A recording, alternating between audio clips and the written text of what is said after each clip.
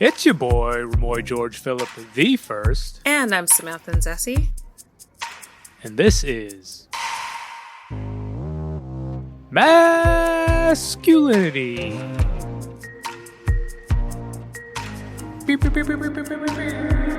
The show that investigates the performance of masculinity in the world today. And speaking of investigations... Wait a minute.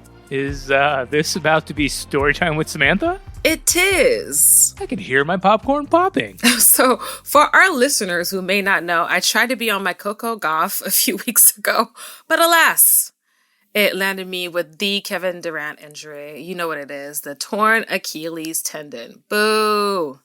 Positive update, though. I'm getting my cast removed in just a few weeks, thankfully. Samantha's basically on her Aaron Rodgers right now.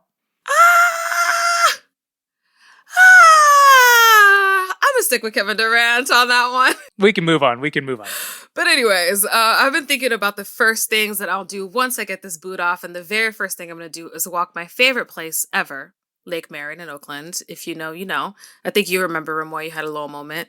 I do. We had a very nice walk there a couple months back. And the second thing... Wait, you're not going to do my list thing? No, No. Bye. Okay, folks... I dare you to never receive a text list from Ramoy George Phillip the First, because... I mean, one could be so lucky, but... Listen, back to me. It's a doozy. But the second thing I'm going to be doing is going to the spy store in San Francisco. So I don't know if you know this about me, Ramoy, actually, but I would love to be a spy in an alternate reality. It's like, you know, the reality where I trusted the government. One could be so lucky. Yeah. So I'm basically of the mind that the apocalypse is due soon. And so I got to get my training on and get all my diversion safes in order. So, but really, it's an excuse for me to just nerd the F out. Yeah. Well, speaking of mind, how are we getting our listeners ready to investigate today? We're going back to the future, baby. Exactly. Today, we're going to revisit a classic episode. Actually, one we do keep mentioning. We're going to throw back to the interview era of this podcast from back in 2018. And that's when we sat down with Professor William Liu. We talked about how race here in America is informed by patriarchy and gender and vice versa. It's actually a conversation in two parts. I think we can play the first part today, yeah? Yeah, and we'll hear part 2 next week. That sounds good to me. Oh, Ramoy, your punniness is wasted on me. I don't get it. After the break... Samantha gets it, and maybe more importantly, you'll hear our conversation with Dr. Liu. Stay tuned. Are you ready to help us undefine masculinity for the next generation? It's time to rally behind Next Gen Men's Voicemail Magazine crowdfunding campaign. The founder and editor of Voicemail Magazine is retiring.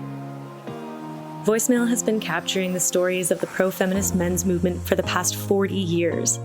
In a world where the voices of anti-feminist male influencers like Andrew Tate and Jordan Peterson grow increasingly loud, the pro-feminist men's movement can't afford to lose the chronicle of who we are, what we've done, and how far we've come. Your support ensures growing this legacy of change-making, including the opportunity to see your name printed in each issue as one of our funders. Visit nextgenmen.ca/magazine and take the first step in crafting a brighter, healthier, and happier future for our youth, our communities, and our workplaces. Yeah, so this season we've tackled a lot of complex ideas. We've broken down the effects of film on the way we learn and perform masculinity. We've unpacked black masculinity and living in the shadows of white supremacy. We've also talked through intersectionality and how to live in a non-binary world. So today, we're going to take a few of those ideas and go further into the conversation so we can get a better view of the mask with a K, that is masculinity. And those ideas we're going to cover today are white supremacy, hegemony, and intersectionality. Yeah, so that sounds pretty intense. But don't worry, we're not going to do this by ourselves. We do actually... God. Yeah, right, I know. We do actually have a professional with us today. We have Dr. William Ming Liu, who is a licensed psychologist and a professor who will be starting in August a new faculty position, if we know correctly, as a department chair at the University of Maryland. Congratulations.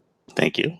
So Dr. Liu specializes in the study of men and masculinity and is the editor of the new scholarly journal called Psychology of Men and Masculinity. Dr. Liu, we're honored to have you. Thank you so much for joining us today.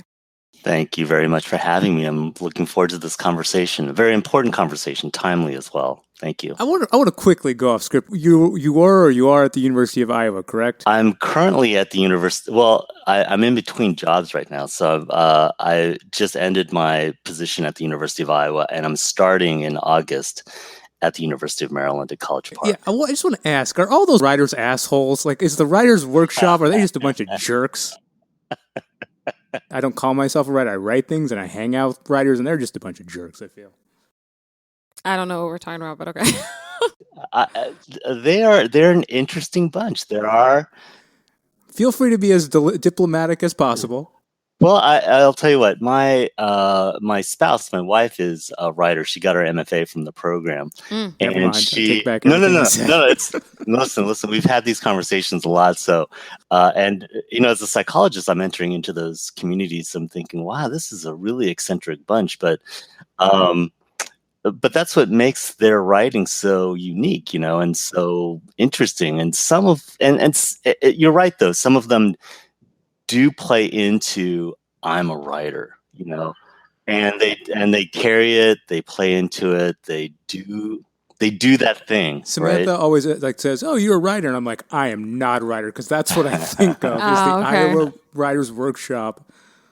I'll take that in mind. Yeah. And others are a little bit more kooky and a little, more eccentric, and they're just, they're an most of them are an interesting bunch, but a few of them can be, I'm a writer. It's funny how when you say that, it's like there's a whole world where like, oh, I know exactly what you're talking about. yeah, right. So yeah, they carry it, they wear it, so it's important for them. That's good. All right, so let's get into it here. So you're not only a psychologist, but you're also focusing your current research on white supremacy, whiteness, and masculinity. So, we're all folks of color here. So I want to know, where did you get this motivation from? Yeah, thank you. So I've been working on this particular area of research, white supremacy, because I was presented with a question around white privilege about 6 years ago. And for about 6 years, I've been working on what is white privilege as a singular question. And as I sort of went into that particular topic, I started understanding the importance of really talking about white privilege as a function of white supremacy and racism and gender and sexism, misogyny. So, what I started to understand more so is my dissatisfaction with the ways in which we understand privilege, that we've talked about privilege, and it's become essentially very colorblind and disempowered, and it's become this cliche topic that people talk about in college, but really we've avoided the larger, more fundamental, foundational issue of white supremacy. And if we focus it on white supremacy, it's much harder to move the conversation away from about power and racism and institutional biases and systemic problems and historical biases as well. What I found is that when white people want to talk about white privilege, they want to talk about it as sort of this very individualized notion of things they get to do. And that is a very colorblind, power evasive, color evasive approach to understanding what white privilege really was meant to be when Peggy McIntosh first introduced it in the late 80s. And it was introduced as a way to critique power, but it very quickly got co-opted, appropriated by whiteness, white supremacy, and disempowered. And so how ironic. It's completely ironic. It is complete in the same way. I know later on, I'm sorry, I'm jumping ahead, but in the same way that we want to talk about intersectionality was originally meant as a critique against white feminism. right? But now we talk about now we talk about intersectionality as a multiplicity of identities, which is not the same thing. And now we talk about intersectionality as just a platter of identities, of intermixing of different identities, and we've lost the importance, the fundamental importance of race and racism in how we understand identities and how we understand intersectionality, how we understand institutional biases and historical problems and systemic issues. It's always going to be about race. No, I mean, giving us that context and what intersectionality was, is, and how it's kind of been manipulated or molded into what it has currently become is great context for this conversation and all our future conversations. I'm wondering if you could also give us some definitions and some context to these two other huge words that sometimes get thrown around without really being grounded, and that's hegemony and white supremacy. Hegemony is often confused with this idea that it is strictly about oppression. In other words, it's strictly about ruling society through direct oppression. And that's not necessarily what a hegemony means. Hegemony actually is not necessarily the rule of society through coercion. It's actually the rule of society through consent. And hegemony means because if society was built on this idea that there was a ruling class and an oppressed class, it wouldn't function very well, because you would have these constant revolutions all the time, because you could figure out the boundaries between the oppressed class and the oppressor class, right? The boundaries would be. But hegemony is much more complex, because hegemony is really the rule of society, the oppression and racism of society that's naturalized, that becomes a natural part of society, that we consent to being ruled, and we consent to racism in some ways, right? In many ways, we consent to sexism, we consent to classism, we really, in a sense, consent to economic inequality, let's say, right? And in order to do that, you really have to create a middle class. You really have to create a middle group that owes its power and prestige and privileges and status to the upper class, but is not quite the oppressed class, right? And so there's this middle class. Yeah. So if you have a large middle class, you have this middle group of folks that that believe that they earned what they have, that they believe in meritocracy, if they believe in working hard and that society is fair, then what they start to tell people in the lower classes, look, you could be middle class if you do what we're doing. If you Right, they kind of almost funnel the dogma and funnel the ideologies from between classes, right? They funnel the ideology between classes, and so. And they maintain that, like, they actively benefit from this system being maintained the way that it is, at the detriment of the people who are oppressed. Exactly. So anybody who fully believes in meritocracy, the research shows that they're also going to fundamentally believe in fairness and inequality. In other words, if you believe you work for what you got, you're also going to believe that there's legitimacy in inequality, right? Because they're the group that's going to say, well, clearly you didn't work hard enough, or clearly you're not doing what you're supposed to be doing, because if you did what you're supposed to be doing, you'd be in the middle class with us, you'd be successful and you could send your kids to college. And all of these pieces, this ideology makes the middle class believe that everything that they've done, they've worked for and that they've earned. But the reality is the data shows that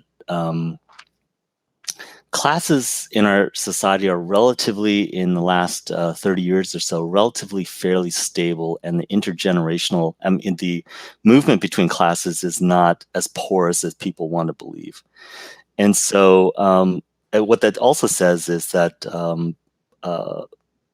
not only the class is stable, but an important piece of being in your social economic class is intergenerational wealth, right? So you're going to likely be somewhere in the same social class as your family of origin, right? There's some variability, but for a large part, the transmission of social class is relatively pretty stable, right? That you're going to stay within your social class. That's fairly true for people who are white. It's much more difficult for people of color. The research shows as well, for instance, that in order for a person of color, especially an African American family, to move between, let's say, a lower class and up to the middle class, they have to have almost 20 years of stable economic a stable economic situation.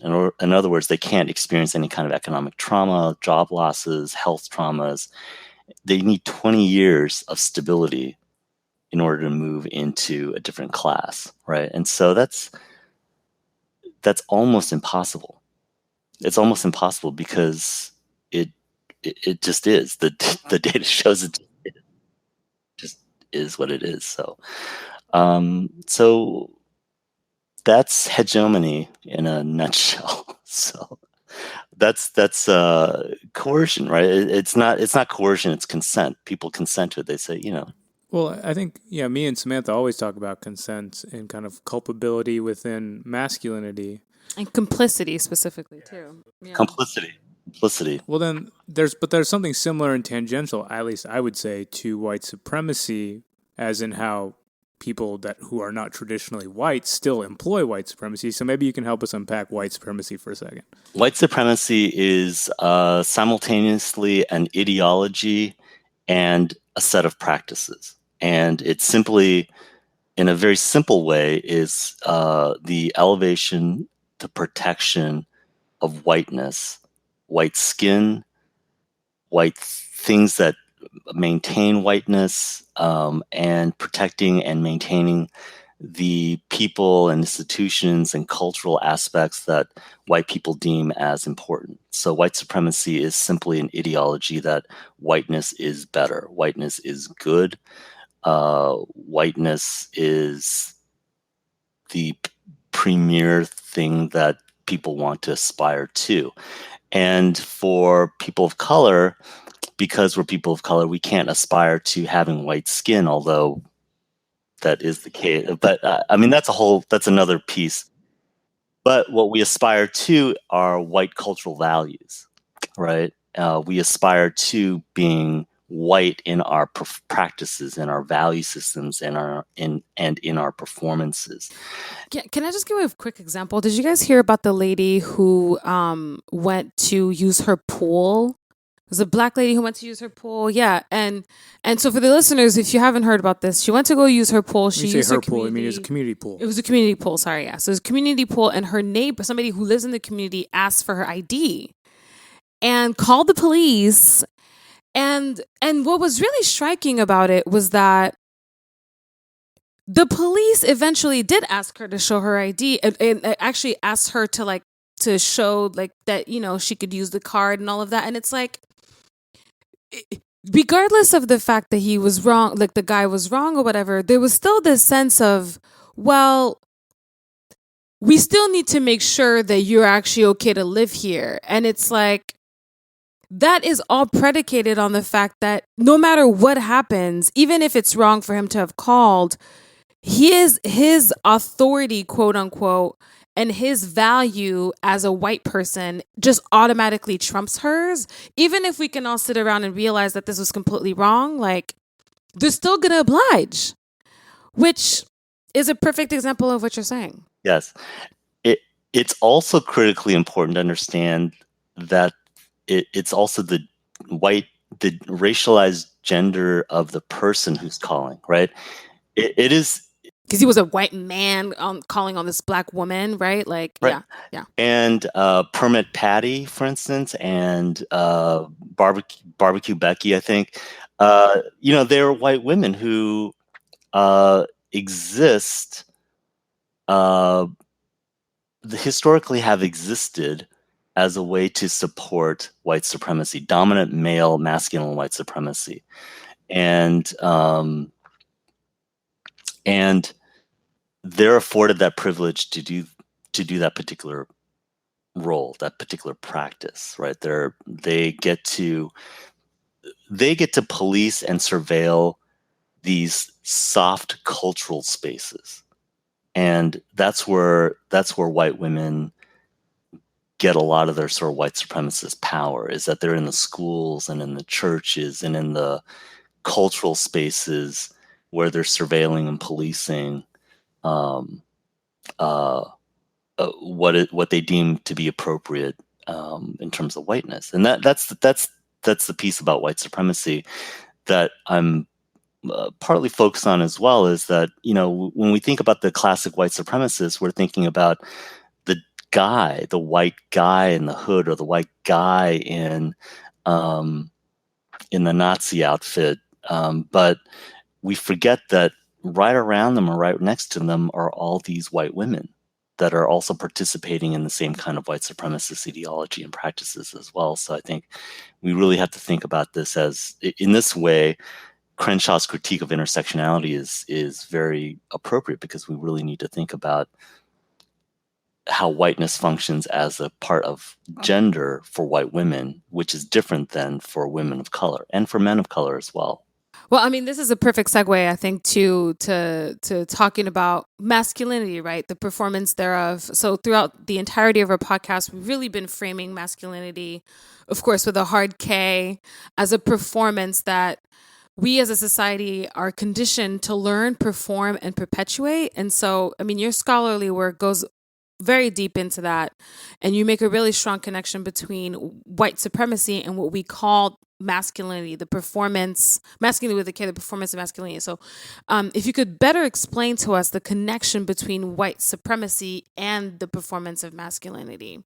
Part of the ability to do that would be to look at some of the historical notions of how masculinity has been constructed. Masculine ideology, masculine practices. And masculinity, what we in the field of psychology of masculinity call dominant masculinity or hegemonic masculinity, is really white masculinity, because the ideologies of masculinity that we've hidden behind these innocuous terms of hegemonic as well as dominant masculinity, what we really mean is white masculinity. And white masculinity historically has been largely undefined. White masculinity has been a construct that is created, or has been created, in opposition to deviant masculinity. And deviant masculinity has always been masculinity that men of color possess. So, for instance, um, white masculinity, for instance, if we took the most stereotypical notion of it, of the pioneer masculine guy, who goes into, let's say, untouched land, to forge a new life for his family, for instance, uh, takes on a different notion, or takes on a different kind of life and definition, because he is set in opposition to the native man, right? The Native American masculine person, that they are considered the deviant, the horde of uncivilized masculinity.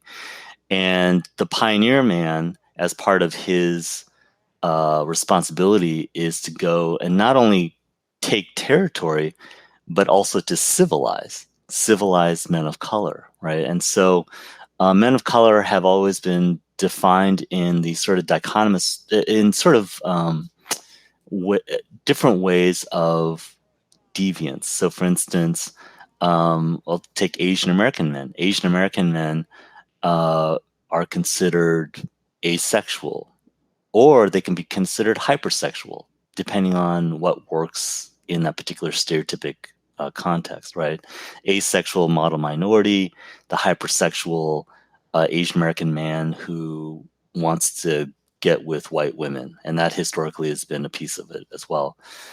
Latinos, African American men, for instance, have also been set in that opposition as sort of this uncivilized, barbaric person, but also this hypersexual masculinity. And all of those things are important because white masculinity is defined in opposition to those things. So whatever those things are is what white masculinity is not, right? So we're the civilized, we're the educated, we're the emotionally stoic, we're the composed, we're the educated man, pious man. And if you're not us, then you must be outside of that. And so that is the practice of white masculinity, dominant masculinity. And so for me as a psychologist in my research, one of the questions I've struggled with when working with men of color, not only in my clinical practice, but also in the research is what does it mean to be a man of color in the United States when and trying to live up to these ideals of masculinity when these ideals of masculinity inherently exclude who we are as beings, as people, as worldviews, as cultures. Built into it is an exclusion of who we are and what we're supposed to be. What does that do for us when we're told that we have to live up to these dominant expectations of masculinity? Well, okay, I'm trying to put it in my head and formulate or formalize a kind of a concrete thought of what you're saying. And it's that to reduce it down, it's like white masculinity or traditional masculinity is normal, is good. Everything else, on the contrary, is bad, wrong. And because of white supremacy and because of hegemony, more or less, because of consent, we're trying to achieve the rightness and the goodness, and we're trying to perform the rightness and the goodness, which is traditional masculinity. So it sounds like there's an inextricableness between white supremacy and whiteness and masculinity, right? Definitely. Right. Definitely. It's part and parcel of those things. It's like as an Asian American man growing up, as a boy and adolescent growing up, I was also learning, as I'm learning about what it means to be a boy, an adolescent, a man in our society, part of that learning piece is all my role models are white men. All the expectations of what it means to be a man in our society are white masculinity, white men all around me, right? And all the practices that are laid out in front of me about how I'm supposed to be are about things that are congruent with white masculinity, the ways that white men practice their own masculinity. And there's not a lot out there about what it means to be an Asian American man or just generally a man of color. What does that mean? Well, and it's not positioned as right. It's positioned as wrong or not right. Like we're positioned our heroes and the culture, that what is culturally observed as correct or right, like be correct is to be white. And especially as a man or someone who's performing masculine traits, you're taught one way, and that is whiteness. And that's an inextricableness between white supremacy and masculinity. And I think we've touched upon this, but can you talk about kind of the connective tissue of consent or hegemony? I hope I'm going to answer this question. I think we consent to it because there are explicit and implicit rewards tied to those behaviors and those practices. That, for instance, if you want a job, if you want to succeed in that job or in that institution, you have to perform masculinity in a particular way. And if you're not, then you're not considered a good fit in that institution, or you're not considered a good team player in those institutions, right? So there are measurable, meaningful economic rewards tied to masculinity. It's not enough to say, I'm gonna. You can't go into an institution necessarily and say I'm gonna practice my masculinity the way that I want it, because there are very few institutions like that. There are very few social systems like that allow it.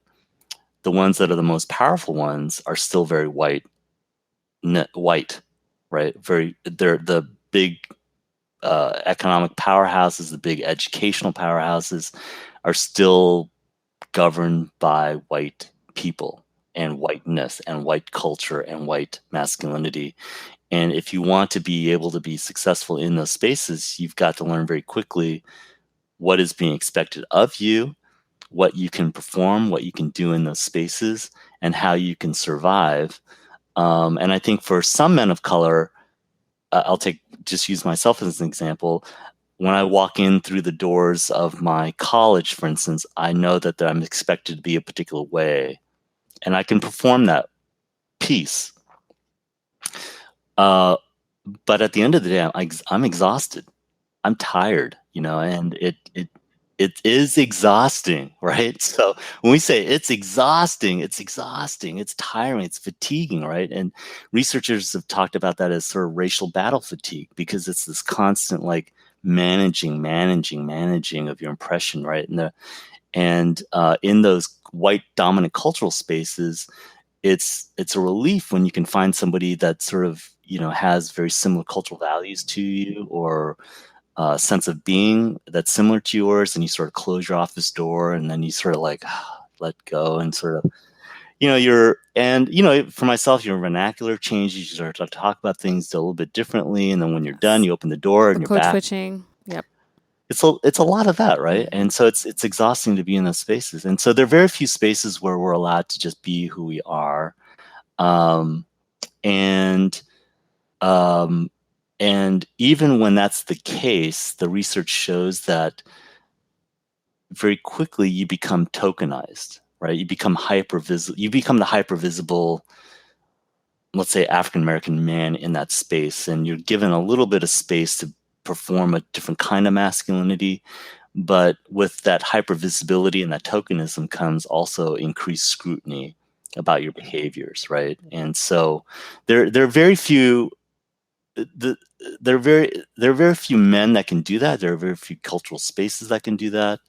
But if you're a white man, you have a lot more range of behaviors to be yourself and to perform who you want to be as a white man. And most of that is either excused, accepted, and if it is excused, it's excused via this idea that if they did something wrong, then we'll give them the benefit of the doubt that they didn't mean it, or they didn't really intend for that to be that way, and so we'll excuse it, we'll give them a one-off and let them go from that. And so there's a lot more humanity in its approach. But for men of color, that hypervisibility, that scrutiny comes with a much more direct consequence, right? There's a much more direct sort of response to it. And so and that's just for men of color who sort of have a good understanding of the cultural environment. And then I think the psychological research around race and racism and masculinity suggests that there are also a great number of men of color who potentially don't even see themselves as men of color. They just see themselves as men of color as, I'm a man, right? And I'm just doing my thing. And even in those white cultural spaces, they don't even know what it is that they're negotiating and what they're dealing with. They take on the white cultural worldview in themselves, right? And so you interact with them, and you think, oh, he's a man of color, and I'll mention something, and they sort of like look at you like, don't talk about that. And it's not like this isn't a safe space, don't talk about it. It's like, what are you talking about? There's no racism here. And so you're like, okay, got it. Part 1 is in the books. Samantha, how does it feel to transport back in time 5 years and hear your old, younger self? It's kind of weird, actually. I kind of feel like I was wiser back then than I am now. But we're trying. We had a whole COVID thing happen. What about you? If I'm not incorrect here, that was in the middle of a Trump era, and we may be on the verge of another one. So it's not great. It's not great. But we were cool though back then. Yeah. But on another note, if you love what you heard today, you can learn about all the work we're doing at masculinitypod.com and nextgenmen.ca. Also, check us out on the socials at Masculinity Pod. That is always going to be spelled with a K. We have some fun ways we'll be interacting with you out there. Don't we also have some like videos and illustrations? Got some TikToks? This is so cute when you do this because you're the one who makes all of the videos and all of the illustrations. But yes, you know we do. But you do like the TikTok. I don't know what a TikTok is, but you do those. All right, then. I'm Smith and Zessie. It's your boy, Ramoy George Phillip the First. Thank you for listening. Peace. Ciao.